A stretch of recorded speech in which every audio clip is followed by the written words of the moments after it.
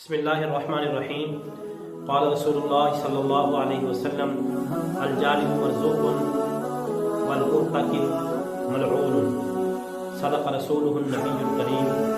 حمد و صلوات کے بعد محترم سامعین، جیسا کہ آپ حضرات کے علم میں ہے کہ ہمارے ملک میں اس وقت آٹے کا شدید بحران ہے۔ مصنوعی بحران پیدا کیا جا رہا ہے ذخیرہ دوزی کے ذریعے۔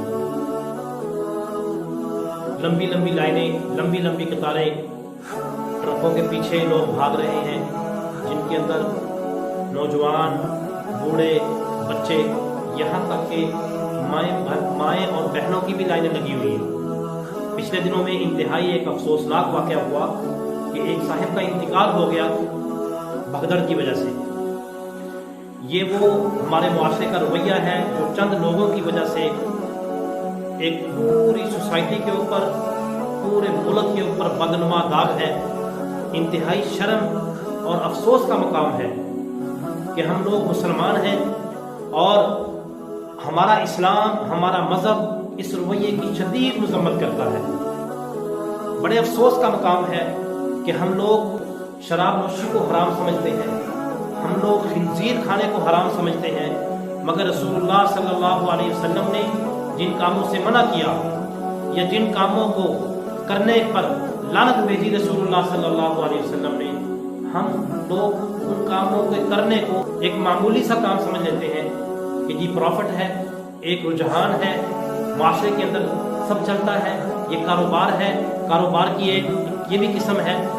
آپ صلی اللہ علیہ وسلم کے جو فرمان ہے ذخیرہ دوزی کے متعلق، اس کو اگر ہم لوگ پڑھیں ہمارے رونگٹے کھڑے ہو جائیں گے کہ آپ صلی اللہ علیہ وسلم نے کیا فرمایا۔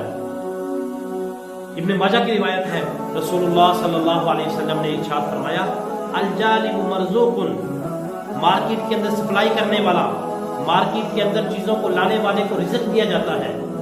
فرمایا والمحتکر ملعون، اور جو ذخیرہ دوزی کر لیتا ہے، چیزوں کو روک لیتا ہے، سپلائی کو روک لیتا ہے، فرمایا وہ ملعون ہے۔ اور ایک اور حدیث میں آپ صلی اللہ علیہ وسلم نے ارشاد فرمایا جس نے 40 دن تک ذخیرہ دوزی کی، اللہ اس سے بری ہے اور وہ اللہ سے بری ہے۔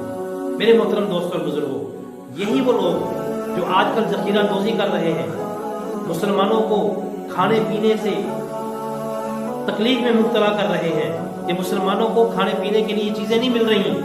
انہی لوگوں کو آپ 1.5-2 مہینے کے بعد دیکھیں گے کہ کوئی عمرے پہ جا رہا ہے، کوئی صدقہ خیرات کر رہا ہے، کوئی ٹوپی پہن کر بڑا اچھا مسلمان بن گیا، سڑکوں پہ کھڑا ہو کے صدقہ خیرات کر رہا ہے، جبکہ یہ لوگ اس چیز کو بھول گئے کہ رسول اللہ صلی اللہ علیہ وسلم نے فرمایا تھا من احتکر علی المسلمین طعامهم ضربہ اللہ بالافلاس والجذام او کما قال علیہ الصلوۃ والسلام۔ یہ بھول گئے، فرمایا الجالب مرزوق والمحتکر ملعون، کہ روکنے والا، ذخیرہ دوزی کرنے والا ملعون ہے۔ یہ اس چیز کو بھول گئے کہ آپ صلی اللہ علیہ وسلم نے فرمایا تھا کہ اللہ اس سے بری و ذمہ ہے۔